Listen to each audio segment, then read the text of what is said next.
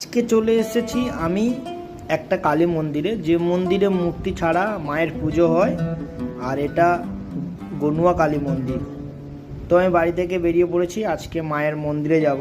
এই মন্দির আমি ছোটোবেলা থেকে নাম শুনে এসেছি, কোনোদিনও যাইনি। তো আমার বাড়ি থেকে মোটামুটি 10 থেকে 12 কিলোমিটার দূরে।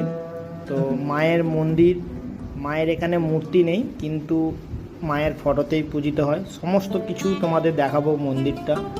আর আমি পাকা রাস্তার পরে এই লাল রাস্তার দিয়ে যাচ্ছি ওই মন্দিরে যেতে। আর মন্দিরটা গ্রামের ভেতরে, শ্মশানের মধ্যে। আর রাস্তার দুদিকে দেখতে পাচ্ছ তোমরা, এখন চাষের সময়, ধান চাষে ভর্তি।